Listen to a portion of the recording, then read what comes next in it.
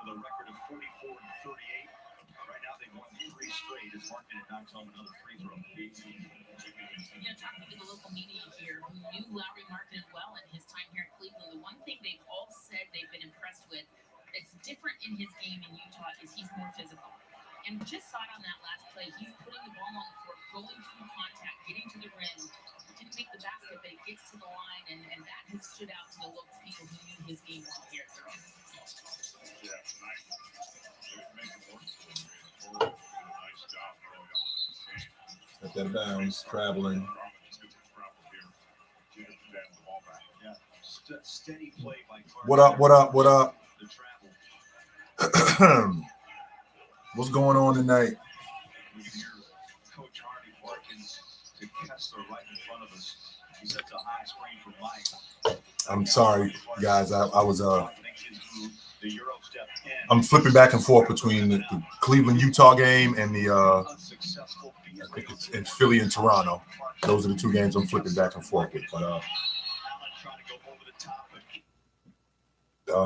anyway, what up tonight, guys? How y'all doing? Everything good? Everything good. JB, what's up, brother? Alex, what up? Jeremiah, what's going on with you? Matt, what up? Alex, Cash Money, what's going on, brother? Hey, and for those of you that are unaware, I am in the process of screening some new mods. That's what I'm looking for. I'm looking for some new mods, and I'm screening some new mods. So I'm interested. Dontavius, what's up, brother? Cans, what's up? What up, Eric? How you doing, brother? Electric, what up with you tonight? FIFA is in the house. What's going on with you? What up, Justin? How you doing, brother?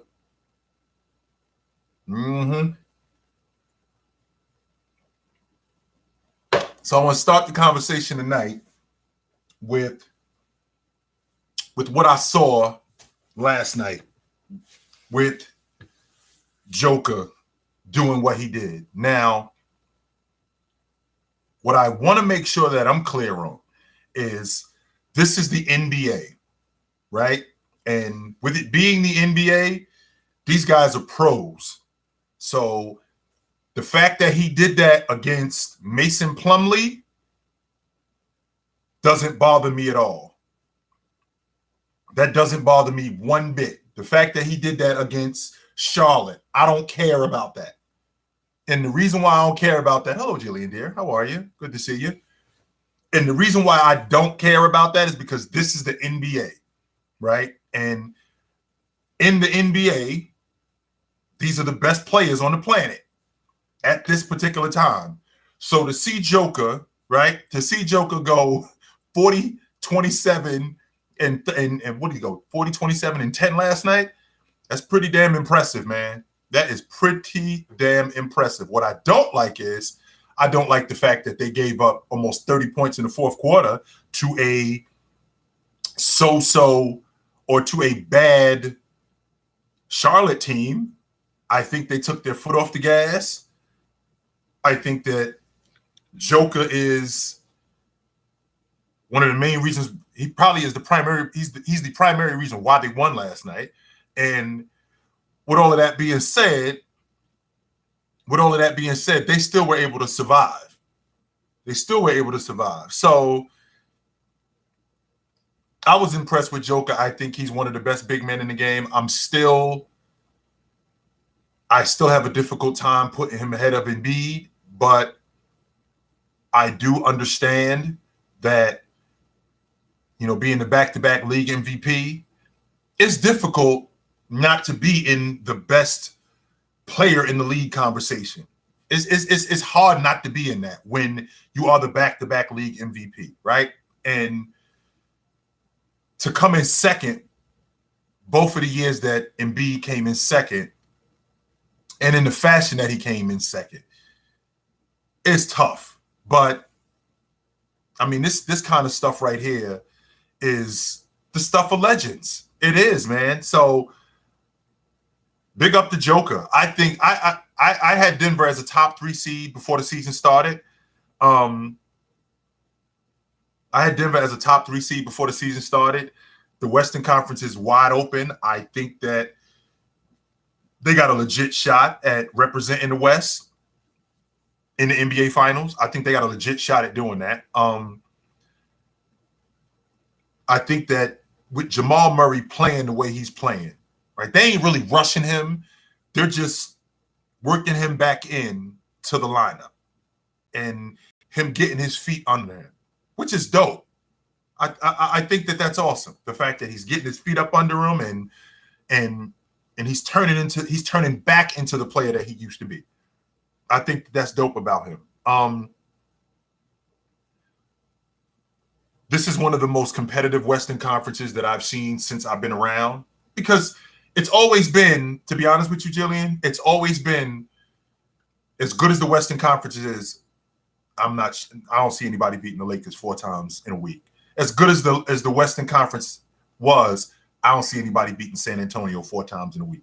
I don't see anybody beating the Warriors or Oklahoma City, the Lakers, Houston. So this is one of the most competitive Western Conferences that I've seen in a long time. And Joker going, I don't want to diminish it.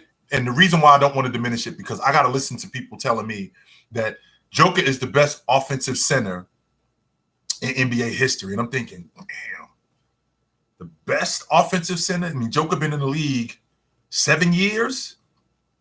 With him being in the league 7 years, there's been no back to the basket player offensively that's better than him. Chamberlain wasn't better than him. Was Shaq a better offensive player than Joker? Now, Joker shoots the long ball, but that's because that's what the game is today. I mean, he doesn't shoot the long ball like it's not like he's shooting the long ball like everybody else, right? It's not like he's doing that. It's not like he's shooting the long ball like a guard where he's averaging 9-10 long balls a game. Nah, he's not doing that. Right? He's not that part he's not doing. I mean, he's barely taken. I think I can't guess off the top of my head, but if I'm not mistaken, I think he's shooting like 3 long balls a game. So it's not like he's shooting 12. But the other aspects of his game. So his ability to distribute, his ability to play make, right? His ability to score. All of that is better than Chamberlain? All of that is better than Shaq? Damn. All of that was better than Jabbar? I mean, Jabbar averaged 20, 10, and 5. Him and Chamberlain, in terms of 5 men, were the only few guys to average 20, 10, and 5. That's a big deal. Huge deal.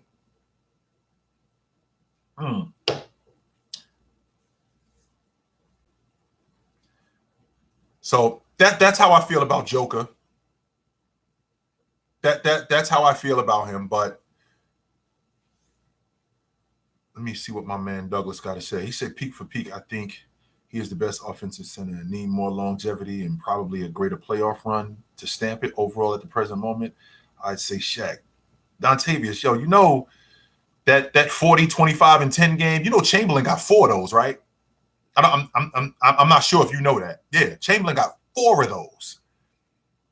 That's not including the 35, 30, and 9 games. The 45, 26, and 7 games. That's not including those games. That's just including the 40, 25 plus and 10 games. That's just including those. So that's primarily what that is for me. Right?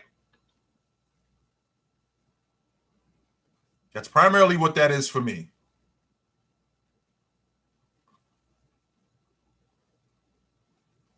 Hey, Red, how you talk? Why are you talking like Joker played 27 minutes. He played almost 40 minutes last night. He played right under 40 minutes last night. So you're not doing something like that playing 22 or 23 minutes. You're doing that playing a lot of minutes. A lot of minutes. A lot of minutes.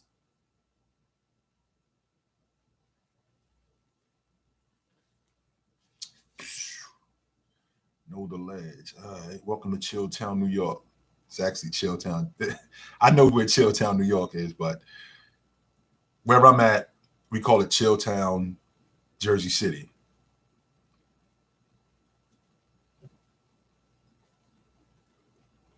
Mm-hmm.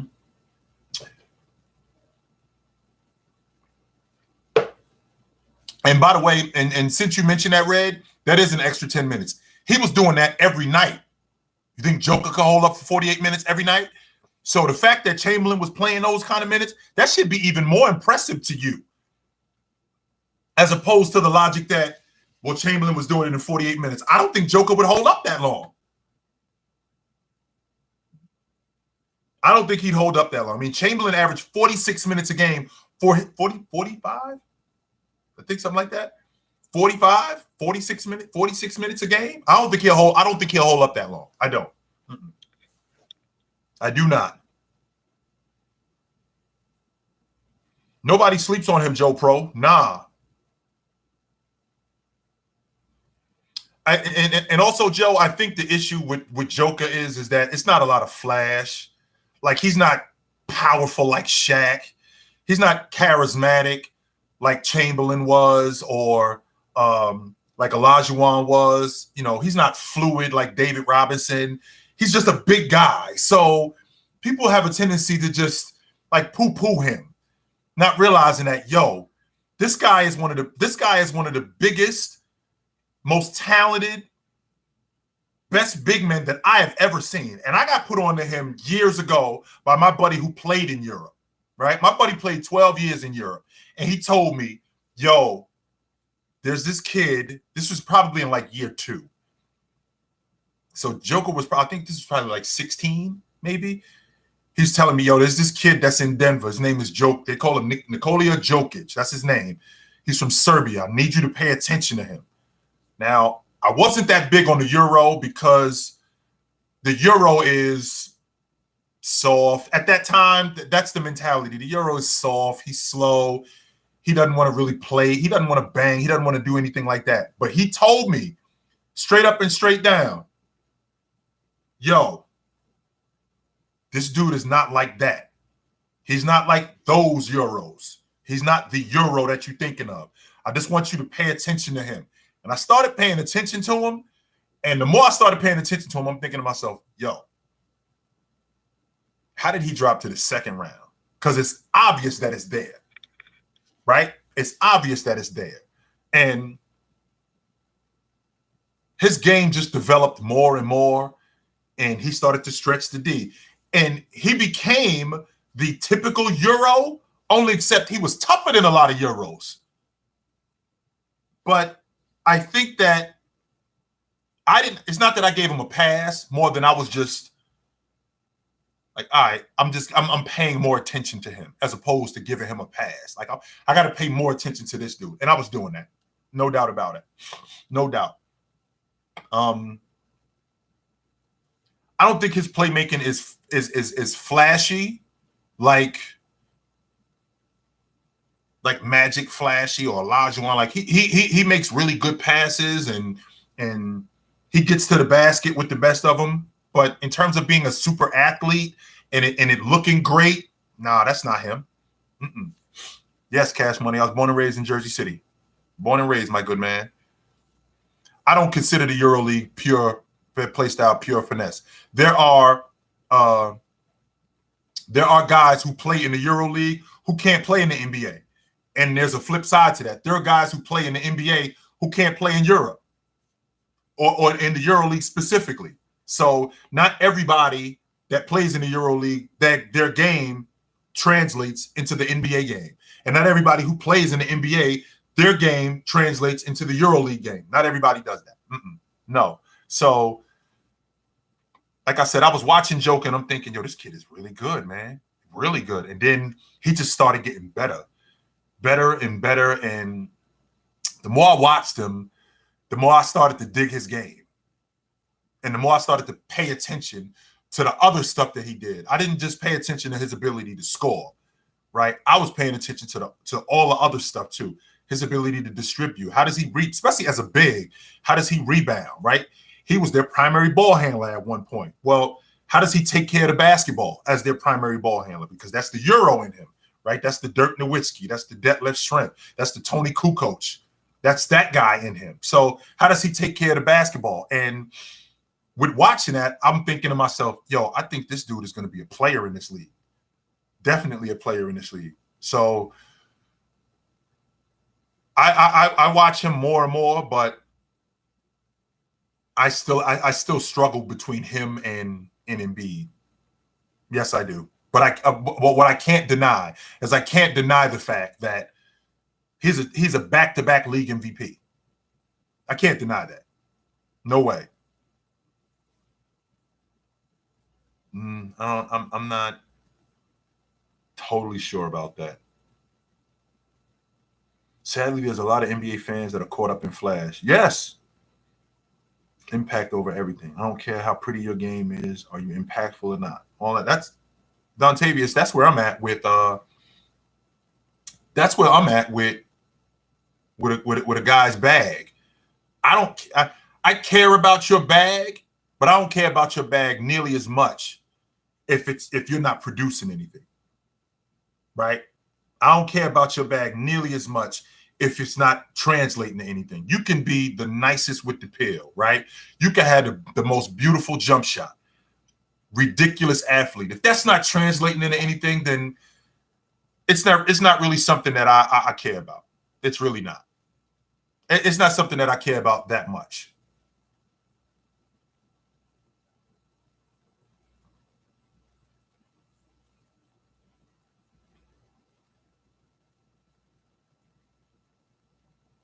So I got a question. Have you seen a back-to-back MVP not be the best at their position? Yeah, I have. Steve Nash was back-to-back league MVP.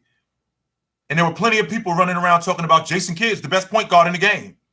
There were plenty of people running around talking about Gilbert Arenas this and Steve Francis that and Baron Davis this. Plenty of people who were running around talking about that. So it wasn't clear cut. So yeah.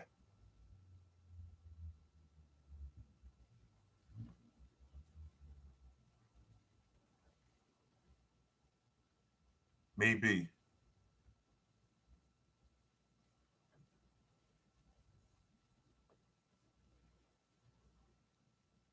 For Durant to be averaging 50 cents when you take into account most of his shots are contested.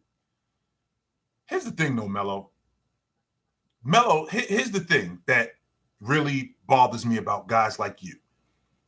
And this really irks me. Why does Durant get disrespected so much? The shit that he's doing right now. When have we never talked about Kevin Durant?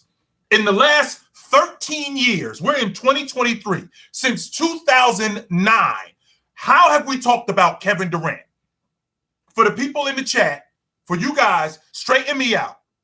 Since 2009, how have we talked about Kevin Durant? Where does he rank in players from 2009 to today? He was at minimum, a top 3 player for a decade. So the logic that he's so disrespected, that boils my blood because it makes it sound like we're not talking about this guy like we should. We talk about this dude all the time. Not only do we talk about him all the time, there's nobody who knows basketball that sees Kevin Durant and goes, yeah, but yet no, nobody. I personally think that he's on the other side of what he used to be, but the goods are still there. It's obvious that the goods are still there. There's no question watching Kevin Durant that he's on the other side of the goods. However, he's still got the goods. He's still got the goods. And it's clear that he's still got the goods. So the logic that he's being disrespected, how is he being disrespected? Where people are talking about him like he's a top 30 player Do you want us to talk about him like he's the best player in the league? Is that what you want us to talk about him with? Because let's be clear about one thing, Melo. Let's be clear about one thing. He came to Brooklyn to win the NBA championship. This stuff that he's doing now, that is not news. That is not news.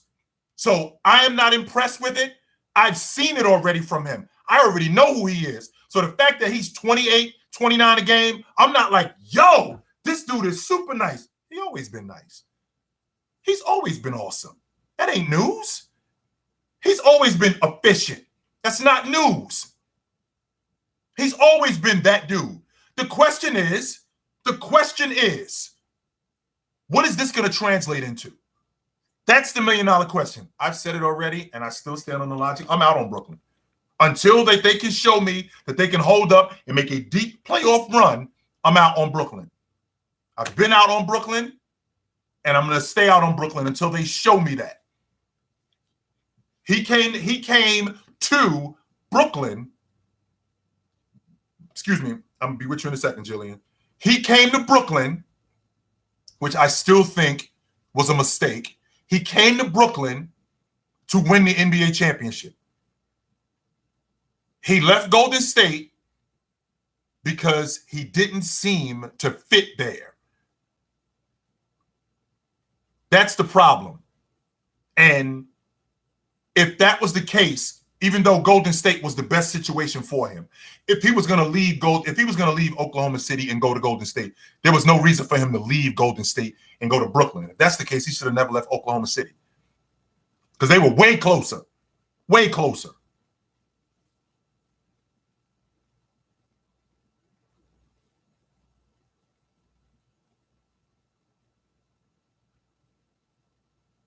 So, Jillian, I think that it may be time to move on from Kyle Lowry.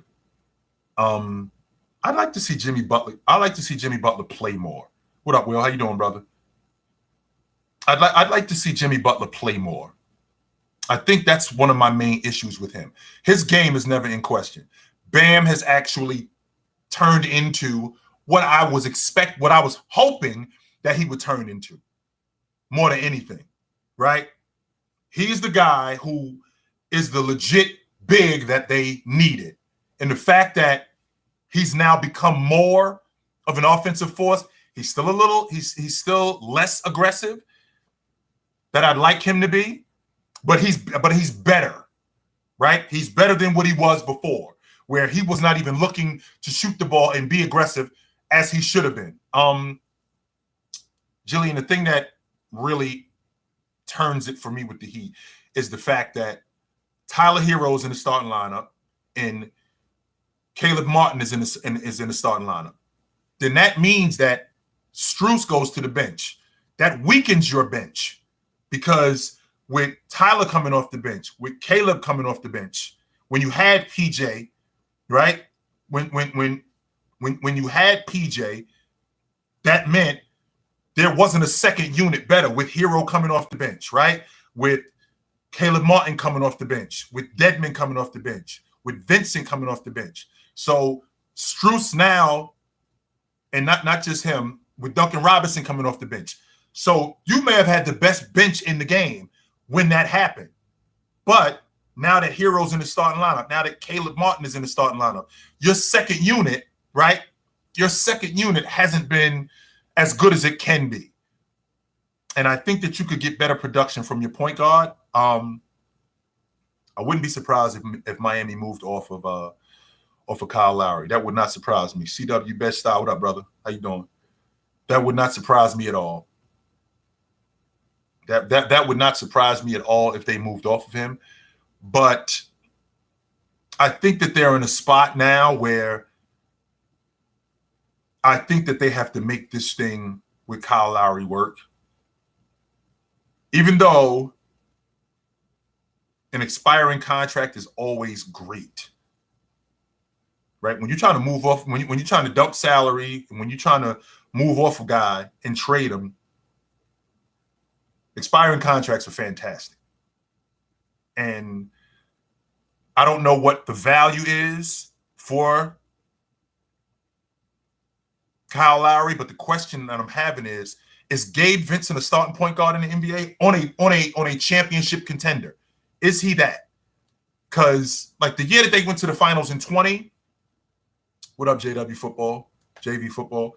The year that they went to the finals in 20, I mean, Buckets did what he did. Bam did what he did. But, you know, Dragon was awesome.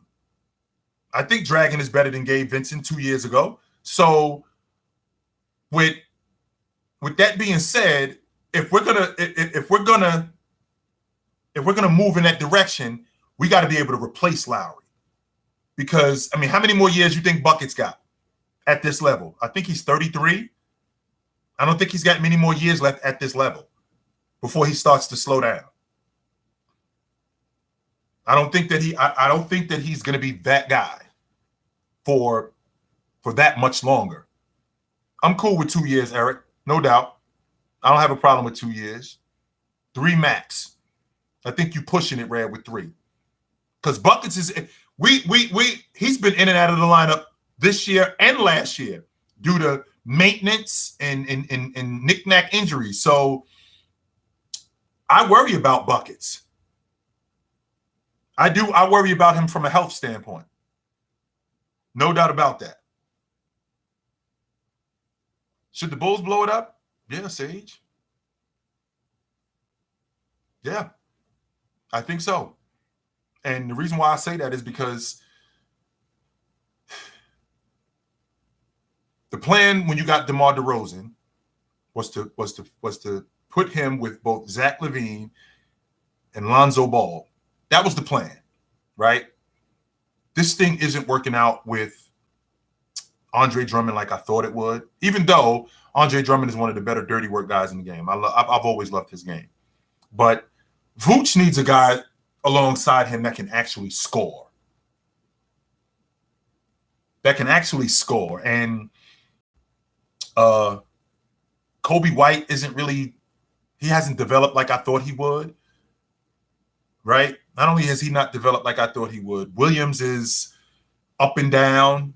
Is Billy Donovan's schemes defensively, are they up to par? Well, I think a lot of his stuff was predicated on Lonzo Ball being in the lineup. And the fact that Lonzo isn't in the lineup, I think that screws them up. So, yeah, I'm not in favor. I don't like blowing up stuff. And the reason why I don't like blowing it up is because there's plenty of times when it's an overreaction. Because not everybody's going to win it. I want to make sure we're clear on that, guys. Not everybody's going to win the NBA championship. But to blow it up and completely start over, I mean, that takes time. That takes a lot of time. So, I don't know.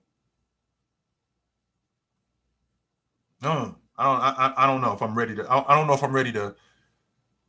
Blowing it up is difficult, but I understand if the Bulls were to do that. If they were to basically have a fire sale, that wouldn't surprise me at all. So, but there was something else that was interesting to me today that, you know, Dame said if you look at Dame's track record, he said that he's the second best. He's on his way to being the second best. He's in a conversation for the second best shooter. Now, what I want to do, what I want of all time, by the way, what I want to do is I want to specify shooter. That's where the issue comes in with me.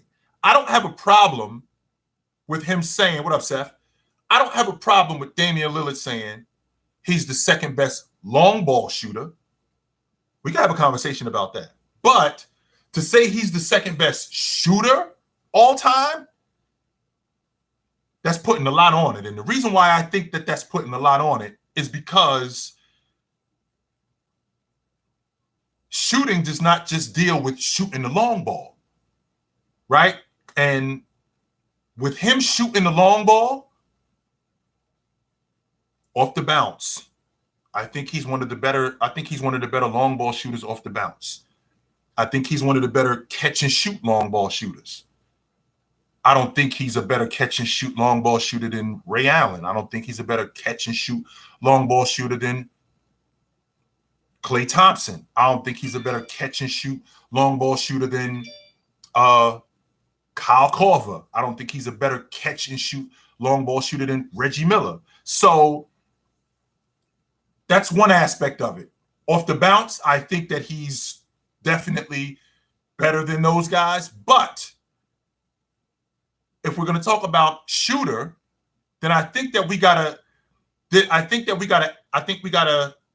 add in. I think we have to just. What I want us to do is I want us to be more specific.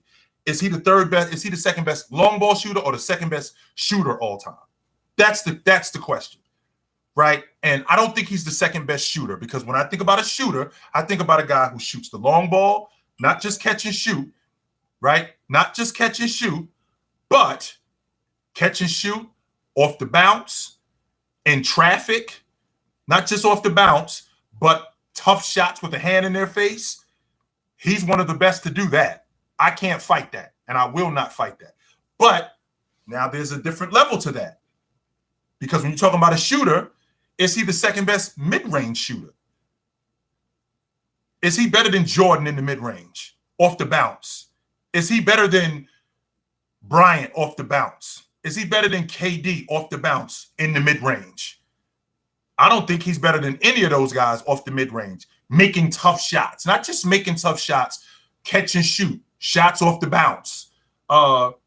When we need buckets, we're basically in our half court. And while we're in our half court,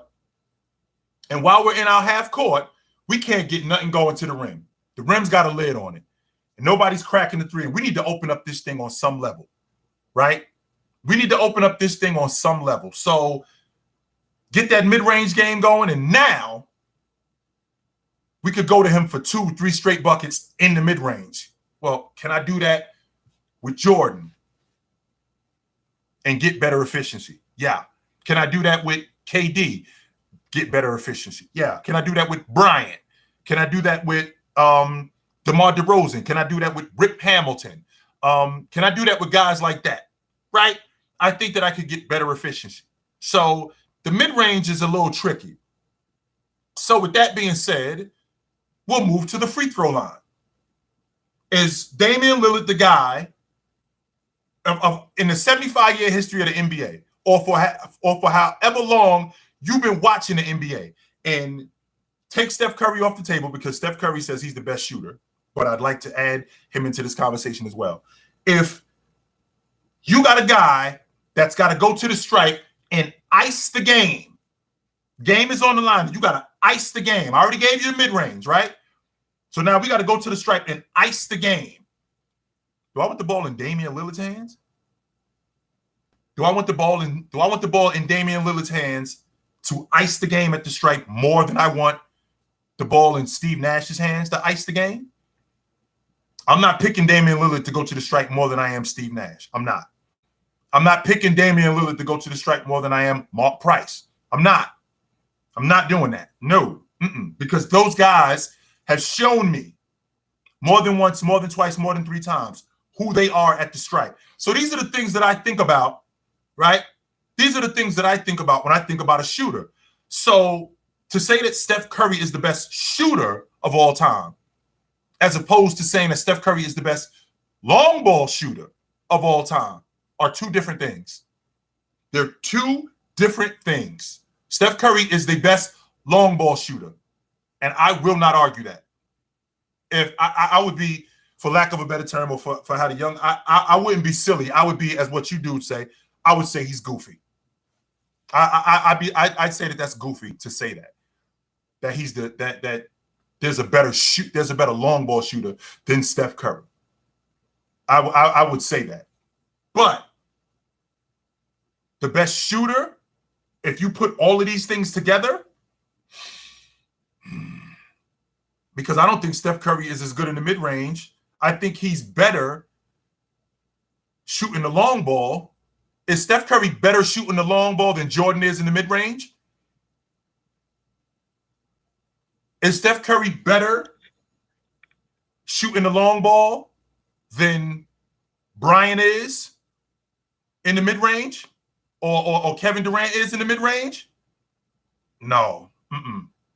I do not think Steph Curry is better than Jordan shooting the long ball than Jordan is in the mid-range. No, I do not believe that. No, He makes tough shots, but we have to remember who Jordan was. I remember who Jordan was in the mid-range. I remember who KD is in the mid-range. I remember who Bryant was in the mid-range. I remember who these guys were in the mid-range. So because of that, right? Because of that, and I know that the 3 is worth more than 2. I get that. I absolutely get that. But the volume that Jay shot at. So the volume that Jay shot at and how efficient he was, being able to draw fouls, and not only being able to draw fouls, to convert on those. I think that's way different. I think that that's way more of an advantage than a guy shooting the long ball. So again, I'm not gonna sit here and say to you that Steph Curry is not the best long ball shooter ever. You will never get me to say that. You could put a 9mm to my head and to my daughter's head. You will never get me to say that. No way. Absolutely not. No way. No way. That's a conversation, Keyshawn. That's the conversation right there. Because before we can define who the best shooter is of all time, we got to define what shooter means. Let's get to the bottom of that. Before you ask me that question, let's get to the bottom of what shooter is. What is you tell everybody here what a shooter is.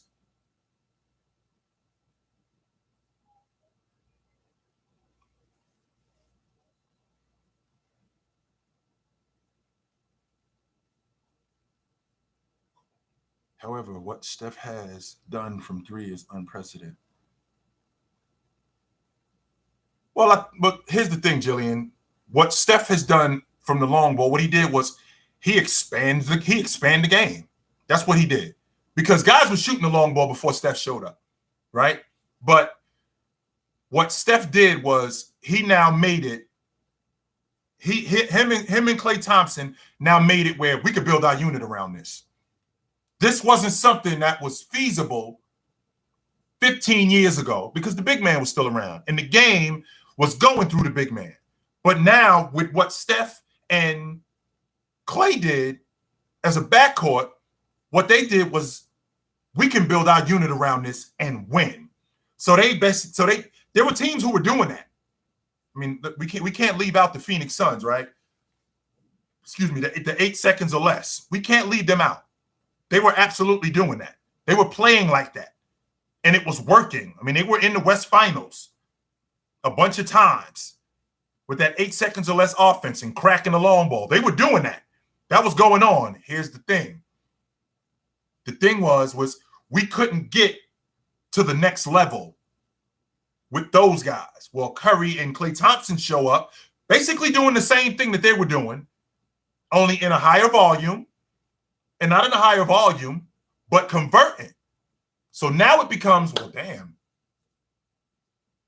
We may be able to build our unit around this and win it.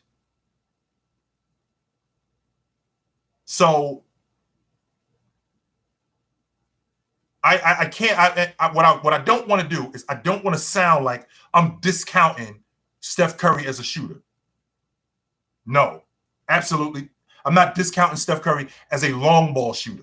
I just want to get to the bottom of what shooter means. Because when we don't specify it, it's now become something broad. And when it becomes something broad, what we do now is we're able to add other people into it who shouldn't be in the conversation, who should not be in the conversation at all. No, they should. This X should not be in this conversation. When we specify it, now we eliminate those people, as opposed to we're not specifying it and now we're making it something broad. And now there's a bunch of guys that are in this conversation and I'm thinking to myself, wait a minute. Really?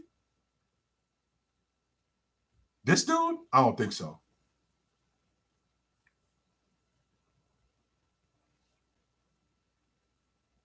Maybe. James Harden is in that conversation. Absolutely. When you're talking about shooting the long ball, when you're talking about in the mid-range, when you talk about tough shots, when you talk about going to the strike, you talk about icing games, you talk about making tough shots, you talk about off the bounce. When you're talking about all of these different things as a shooter, as opposed to a long ball shooter, there's one guy, and that's Curry.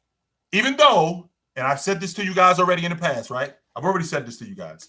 I still think Ray Allen is the best catch and shoot long ball shooter that I've ever seen. But the separator for me is Steph Curry. There is no defense for a guy who can accurately shoot off the bounce from 25 feet. Nobody can do that. Nobody can handle that. The only way you can possibly slow that down, is by limiting Steph Curry's touches. That's it. You can't do anything once he gets the ball because his ability to create space, how nice he is with the peel, that's unmatched. So the only thing that I can possibly do, right? The only thing that I can possibly do is do my best to keep the ball away from him. That's it. That's the only thing that I can possibly do. So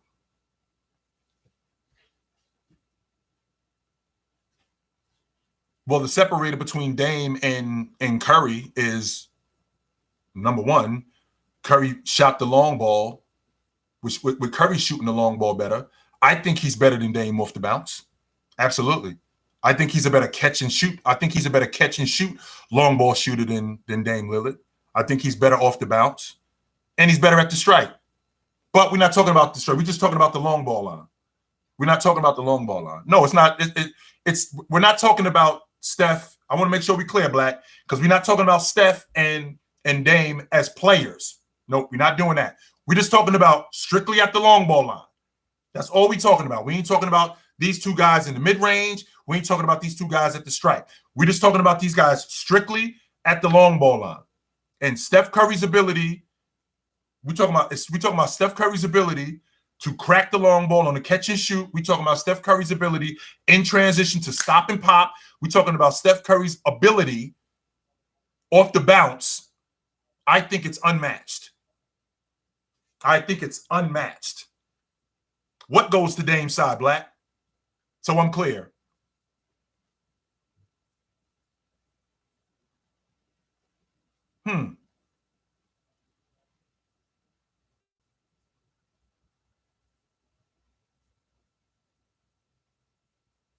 Shooting first. Oh, so the fact that you shoot from 40 feet or 35 feet, but if you're making 1 or 2, as opposed to Steph shooting 25 feet, 27 feet, and it's cash.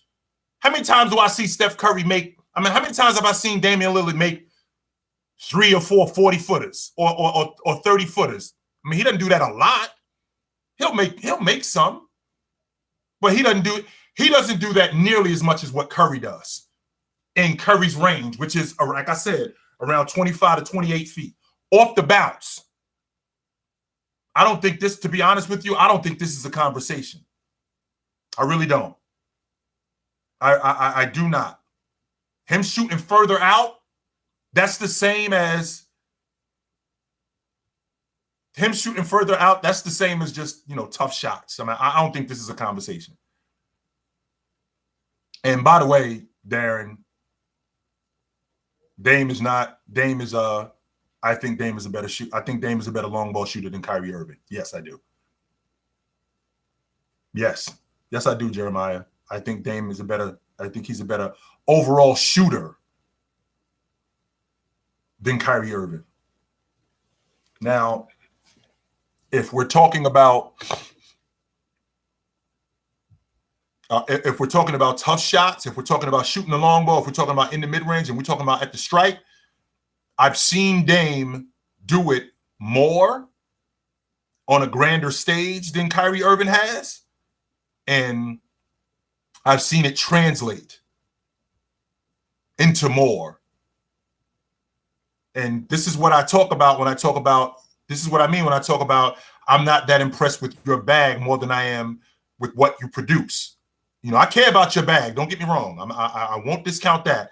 But I care about what you're producing also, because if all of that stuff just looks good and it's not translating into anything, it's really not something that I'm interested in. Darren, Kyrie Irving step back three on. I see your Kyrie Irving step back three on Steph Curry in the finals, and I raise you Damian Lillard 2019 step back on Paul George from 35 feet to end the series. End it. Just so you know, that step back three that Kyrie Irving had on Steph Curry, that didn't ice the game. The game was not over when he did that. Just so you guys know, they still had to have another present. The Warriors still had another shot. Damian Lillard's step back 35-footer on Paul George. Game's over. Game's over. Not only is the game over, you guys have a safe trip home. That was it. Game's over. We're done here. That's not a bad idea, FIFA. I'd like to get Richard Jefferson on our show. That'd be dope. That would be.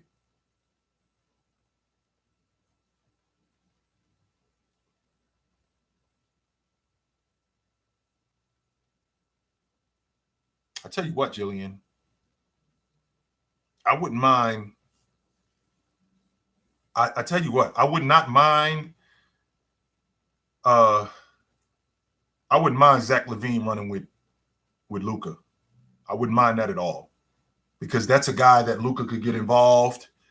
That's a guy that Luka could go to for buckets, particularly in transition, where he didn't have to rely so much on his offense.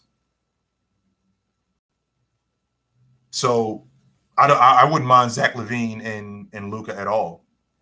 Nope. Not at all. So that's definitely something that I've seen from Damian Lillard that I wanted to talk about. And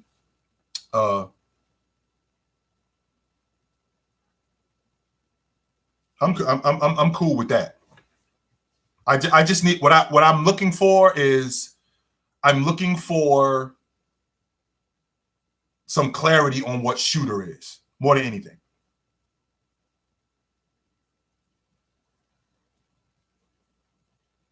Milwaukee Mac, are you really trying to sell me? What up, Liam? How you doing, brother? I'm gonna get to you in 1 second, Liam. Milwaukee Mac, are you really trying to sell me that Joe Ingles is the difference with what you already have? Joe Ingles is the difference. You come in here talking to me about Joe Ingles when you got a dude that's on your bench. I think Bobby Portis is the sixth man of the year. You got a dude on your bench averaging a double-double, and you talking to me about Joe Ingles, who's coming off ACL surgery. He's the difference. Come on, man. Don't do that to me, yo. Please don't. Don't do that to me. Please don't. Do not do that to me. OG, any favorite Christmas memories from childhood? My Merry Christmas chill. Everyone in the chat. No doubt, Liam. Merry Christmas to you, brother. My senior year in high school, we went to San Diego to play in a tournament, and it was awesome. We beat the number 7, we beat the number 7, we beat the number 13, the number 13, the number 5, and the number 2 team in the country. We beat all 3 of them. It was a great tournament. That was a great time. Great time. I had a great time that. And Christmas in 1990, no doubt. Your offense has not been good, but I think that you guys have been in a bit of a slump. Connaughton hasn't been shooting, but to sell me that Joe Ingles is the savior, easy, B. Easy.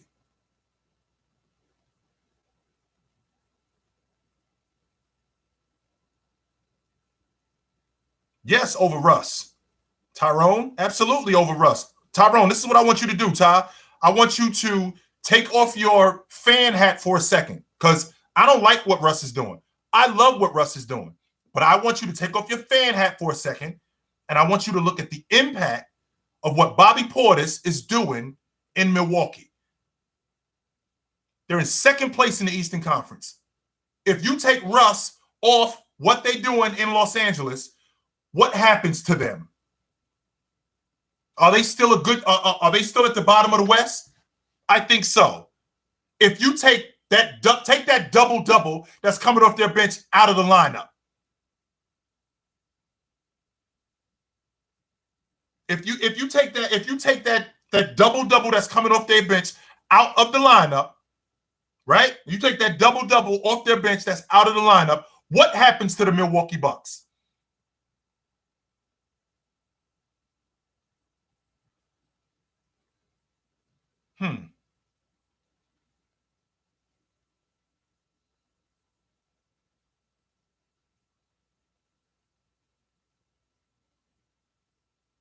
I think they are.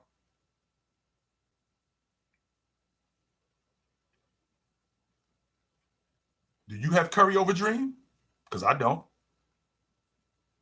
I'm not doing that. No, I'm not doing that.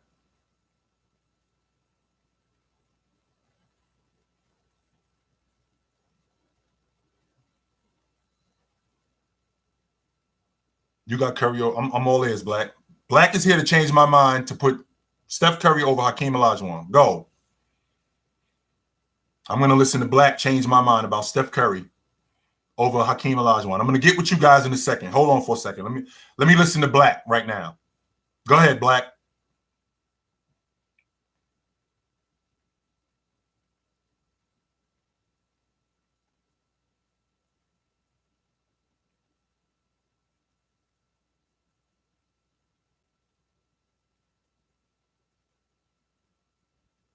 That's a bad matchup for them, by the way. That Orlando Magic squad, that's a bad matchup.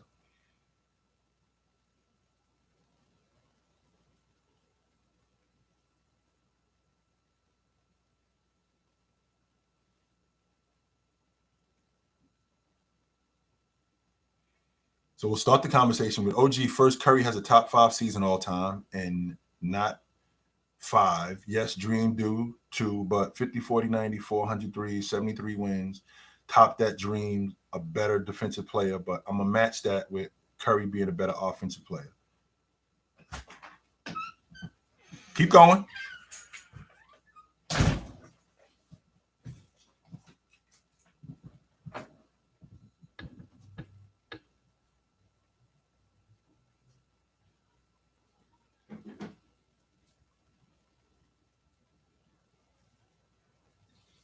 Now, yes, Curry has 1 Finals MVP and 4 trips, but Kevin Durant was the NBA. But the fact that he won it twice with KD cancels that out. I don't know if I understand that logic. Curry has 1 Finals MVP and 4 trips, but Kevin Durant was the MVP. But the fact that he won it twice with KD cancels that out. No, it doesn't. No, it does not.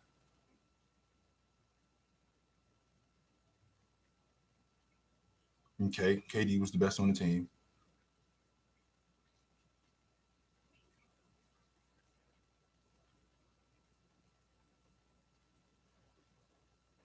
So I want to make sure that I'm understanding your logic. What up, Doubtless Sports? How you doing, brother? I just want to make sure that I'm understanding your logic. So you're telling me that Steph Curry was a better overall offensive player than Hakeem Olajuwon. I'm not sure that I agree with that, but Curry may be a better passer. I don't think his gravity was what Olajuwon. I think that Olajuwon's gravity was just as much as his, but I want to make sure that I'm understanding your logic on. Hold on. OG, he had a top 5 season all time and not 5. 50, 40, 90, 400 threes, 73 wins. Now, and just so you know, Hakeem Olajuwon had a top 5 season and it wasn't 5 neither. You're telling me that Steph Curry's 73 win season was better than Olajuwon's 94 season? Is that your logic?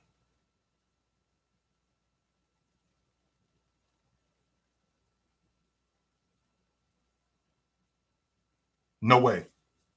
No way. I watched Dream too. I watched him too. Absolutely, I watched him. No way. And I can't fight Steph Curry. I got him. I got Steph Curry 12th all time. But if you're gonna sit here and tell me that Hakeem Olajuwon's we're gonna start the conversation with your claim about a top 5 season. Him being the defensive player of the year, right? Him being the defensive player of the year and the league MVP and winning the NBA championship, right? You can't bring up that 73-win team. And the reason why you can't bring up that 73-win team is because they had the biggest collapse in NBA history. You can't bring that into this conversation because that shuts your logic right down. That shuts your logic down. The fact that they fell apart in the NBA Finals. You can't bring that logic in here. The fact that Steph Curry, not only did Steph Curry not do anything he played in the NBA Finals, but to do what they did in that fashion, you can't bring that into this conversation. That's a bad argument.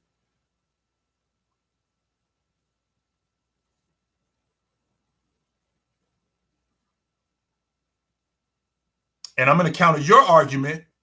I'm not even going to mention Kevin Durant, right? I'm not going to mention Kevin Durant. But what I am going to do is I'm going to counter your argument with the Rockets got back to the NBA Finals the next year too. Not only did they get back to the NBA Finals the next year, they got back to the NBA Finals with Clyde Drexler, who was a deterrent at the time. They were a game under 500 when they got Drex. And at that point, before they got Drex, they were a top 4 seed. They dropped all the way to 6th. Not only did they drop all the way to 6th, every team that they played, with the exception of the Orlando Magic, which I'm getting to, who they swept, by the way. You talk about them winning. You talk about the Warriors winning the NBA Finals in 5 games. The Rockets got back to the finals the next year and swept the Orlando Magic, but that's neither here nor there. Everybody that they played up into the Orlando Magic, Utah, that series went the distance, right? Phoenix, that series went the distance. And then the San Antonio Spurs, where he completely dominated the league MVP at that time, who was David Robinson, who was 3 years removed from being the defensive player of the year. Not only did he outplay him, he slowed him down defensively. His numbers went down. Meanwhile, Olajuwon's numbers went up that series. He went 35-13 in that series, as opposed to David Robinson, whose numbers went down to 23-11. He completely dominated him. So that logic doesn't work.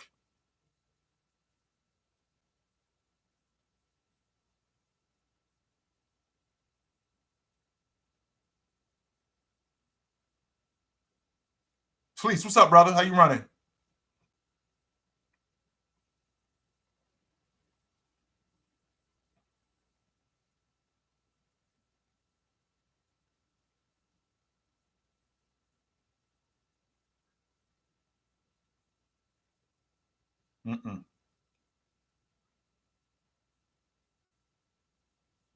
That's not true. That is not true. And there's no logic. Okay, you're telling me that Hakeem Olajuwon, you're telling me that Steph Curry is a better offensive player than Hakeem Olajuwon is a defensive player. Well, let's discuss that for a second. So Hakeem Olajuwon, I think, is the best defensive player in NBA history. I don't think he's a good defensive player. I think he's the best defensive player in NBA history. Steph Curry is not the best offensive player in NBA history. That's number one. Number two, Hakeem Olajuwon, to start, was that guy right from the beginning, not just as an offensive force, but also as a defensive force. You know, Hakeem Olajuwon is the only player in NBA history.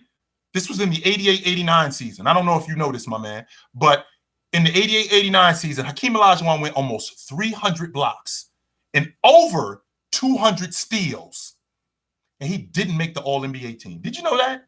Not only did he not make the All-NBA team, he's the only player in NBA history, the only player, not the only 5-man, not the only big, he's the only player in NBA history to retire in the top 10 in blocks, rebounds, in steals. Nobody in the history of the game can say that they did that. Nobody. Nobody. So the logic that Steph Curry is a better offensive player than Hakeem Olajuwon is a defensive player is completely out. That's out. At no point, not just in this chat, could anybody give legit logic that Steph Curry is the best offensive player in NBA history. I just gave you legit logic that Hakeem Olajuwon is the best defensive player ever. Ever. So, my top 10 all time, like I said, I'm having a difficult time. I'm having a difficult time moving those guys. I'm just having a difficult time with it. I'm having a difficult time with moving the guys that I have in my top 10. You couldn't kill my logic because you just tried. And every theory that you came up with, that's me poking holes in it. So you're not killing my logic, unfortunately, for you. So, but it's about that time for me, guys. It was good to see you guys tonight. We're in the middle of basketball season, man. It's a good time. It's absolutely a good time. And we'll do it again real soon. And I'll see you guys real soon. No doubt about it. But until then, take it light, but take it. Good to see you guys.